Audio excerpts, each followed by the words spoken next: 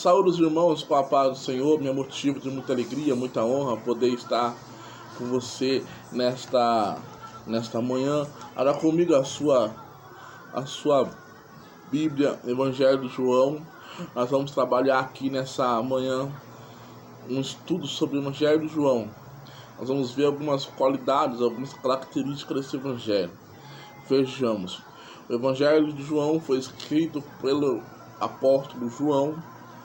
A autoria e ocasião também fala dos três evangelhos, também um pouco sobre Mateus, que foi escrito aos judeus, Lucas para os gregos, Marcos para os romanos, e João, que é escrito universalmente para todos os crentes.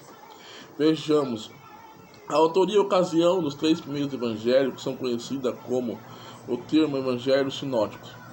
Ou seja, são evangelhos que observam o ministério e a vida de Cristo de uma ótica bem semelhante. Quer dizer, então, os três evangelhos, primeiro, eles têm uma visão bem semelhante. Então, por isso que são tratados como evangelhos sinóticos. Mas, quando você vê o evangelho de João, ele vê que ele trabalha uma abordagem mais diferente. Por isso que não está entre esses três evangelhos. O evangelho de João é radicalmente diferente dos demais, porque dá uma grande atenção aos discursos de Cristo. E se detém em relatar os acontecimentos da última semana que antecedeu a crucificação. João, um dos componentes do círculo íntimo dos 12 apóstolos, foi o autor deste evangelho.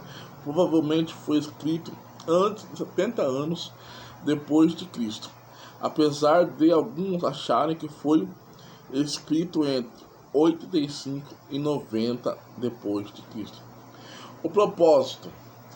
Então, o Evangelho de João foi escrito com um propósito. Isso é interessante. Tudo na vida tem um propósito, e esse Evangelho foi escrito com um propósito. Na parte final do livro, nós podemos verificar o propósito dele ter sido escrito. Na verdade, fez Jesus diante dos discípulos muitos outros sinais que não estão escritos neste livro. Estes, porém, foram registrados para que creiais, para que você creia que Jesus é o Cristo e o Filho de Deus. E para que, crendo, tenhais vida em seu nome. Desta forma, João escreveu para motivar e confirmar a fé em Jesus Cristo como Filho de Deus, demonstrando o poder de Cristo sobre diferentes arcas. Irmãos, vejamos um pouco. Esse livro de João foi escrito com esse propósito, para que as pessoas vissem e entendessem que Cristo realmente era o Filho de Deus e também era Deus. Fala também dos milagres. Mudança da água e do vinho, cura do filho de um nobre, cura de um homem paralítico, alimentação dos 5.000, andando sobre as águas, cura de um cego, ressurreição de Lázaro. Aí mostra também as áreas de poder, a mudança de vinho, qualidade, a cura do filho nobre, espaço, a cura de um homem paralítico, tempo, a alimentação de 5.000, quantidade. Andando sobre as águas, ele quebrou a lei natural. A cura de um cego, quebrando o infortúnio do cego de ser cego. A ressurreição de Lázaro, a vencida de Cristo sobre a morte. Amados, nós temos que entender o seguinte: a palavra-chave do livro de João é a vida eterna. O versículo-chave é o capítulo 3, versículo 16. Porque Deus amou o mundo de tal maneira que deu o seu Filho unigênito, para todo aquele que nele crê, não pereça, mas tenha vida eterna. Amados, que nós possamos, irmão, ter isso no coração. O assunto principal: Jesus, o Filho de Deus.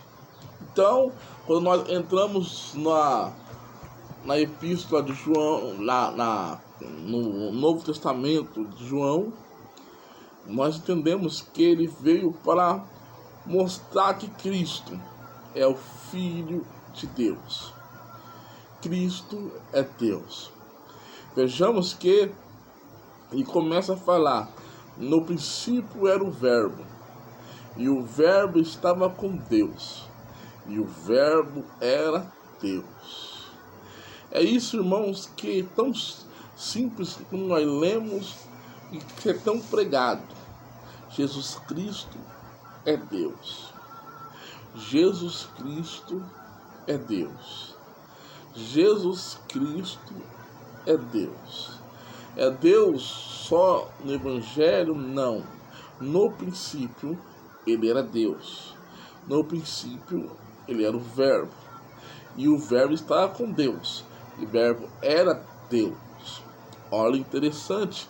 Jesus não está apenas lá no passado, mas Jesus está em todos os lugares, porque ele é Senhor. Deus em Cristo te abençoe. Em nome de Jesus. Amém.